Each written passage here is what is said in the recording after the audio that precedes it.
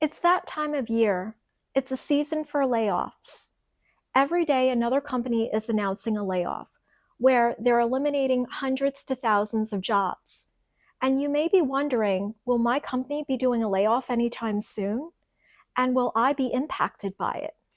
Nobody knows, which is why in today's video, I'm going to walk you through what happens during layoffs, how employees are selected, why it causes so much stress, and how to respond wisely. This is a two-part video series, so be sure to tune in next week where I talk about the hidden signs you're getting laid off and how to read the writing on the wall. As a former HR leader, I've led layoffs alongside executive and senior leadership teams. And when companies announce a layoff, you hear the same language. It's a position elimination. It's an organizational change. It's a restructure. But the outcomes tell a different story. So let's go behind the scenes. Layoff decisions, they start with financial targets. Leaders are asked to reduce costs within a certain time frame. And once that number is established, teams decide where the cuts will land. And the cuts usually land with staffing because it's the largest expense. That's when labels enter into the conversation. Labels such as non-critical, low impact, and culture fit. Let's go through each one of these. Now, in last week's video, I talked about what happens behind the scenes of performance reviews and ratings.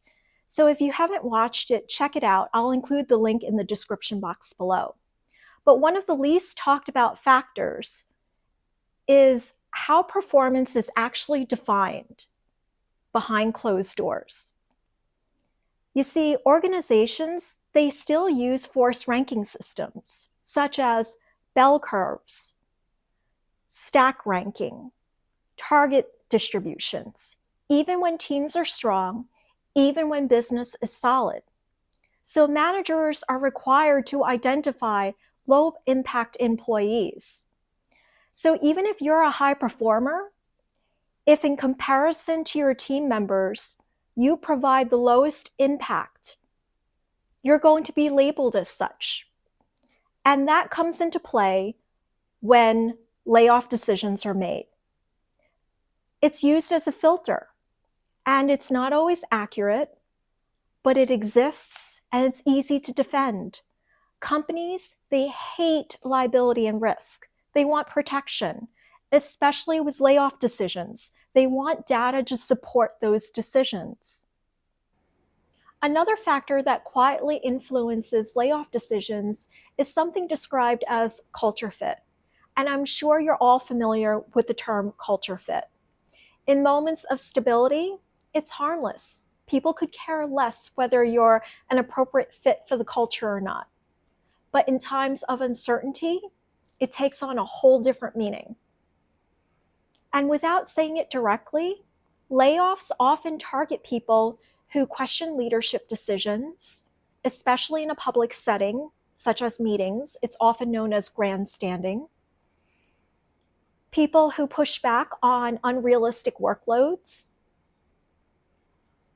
employees who don't demonstrate optimism or loyalty, often known as drinking the Kool-Aid, and people who don't play the political game. It's not about misconduct, it's about perception. And this goes along with the unspoken question of who's going to slow us down? Who's going to complicate decisions for us? And who's going to create friction for leadership when they're trying to move fast? So we've gone through performance, culture fit, and the next layer is something that employees never see. It's all about risk management. During layoffs, companies assess who might file complaints or raise concerns, who has influence over others, who's going to question or resist a restructuring, and who is expensive relative to leverage. It's why high performers are sometimes let go. And especially the long-tenured employees are vulnerable as well. That's why some companies let entire teams go, regardless of performance. It's not about output, it's about reducing risk. Once you understand how layoffs actually work, it explains why they're so unsettling. Because doing your job well no longer guarantees job security. Employees were taught early on in their careers that if they work hard and deliver results, they're protected. But layoffs, they break that belief. It reveals that safety is structural, not individual, and even control is limited for top performers. That uncertainty drives hypervigilance. Hypervigilance activates your nervous system and puts you on high alert, which creates chronic stress and eventually leads to burnout. It drives people to work longer hours, prioritize visibility over value, avoid risk, spend energy on looking essential rather than working sustainably. Collaboration drops, innovation slows, and burnout accelerates. For those who remain and stay, I like to call them survivors. Just like with any traumatic event, there's the survivor's guilt. There's also the fear that they may be next. They do more with less resources, and they develop a distrust for leadership. Over time, this creates emotional exhaustion and identity-based burnout. And if you're not familiar with identity-based burnout, I'll include a video link in the description box below.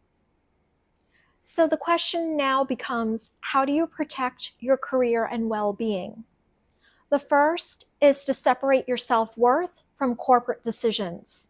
Full stop. It's not a character assessment. The second is to stop assuming loyalty flows both ways. It doesn't. I spoke to someone not too long ago who had worked for a company for nearly 20 years, and he was let go 2 weeks before Christmas.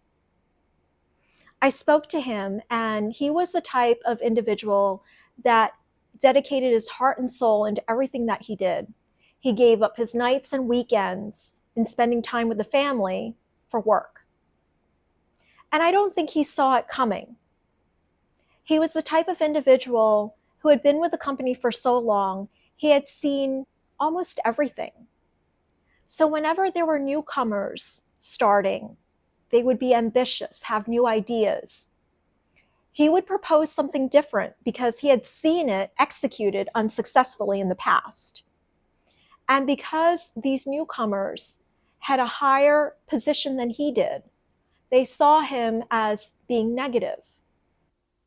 So that's why I want you to focus on leverage rather than exhaustion. What do I mean by that? First is to invest in transferable skills. I don't care what kind of skills you have, they're all transferable. It's just a matter of how you pivot them. Second is cross-functional visibility. That speaks for itself. Third is to build strategic relationships. And fourth is to document impact. And finally, I want you to ask yourself better questions. You don't have to say these out loud, but ask yourself better questions. And if you don't like the responses, I want you to do something about it. The first is my role tied to a core business initiative? If it's not, get more involved with those core business initiatives if you have capacity. If you don't, speak to your manager about shifting some responsibilities around so you can get more involved. The second is, who speaks for my work when I'm not in the room? Is it your manager? Is it your team lead? And do you trust them?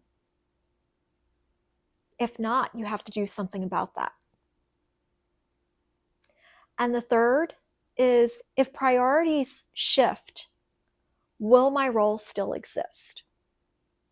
At the end of the day, layoff decisions are made in complex systems.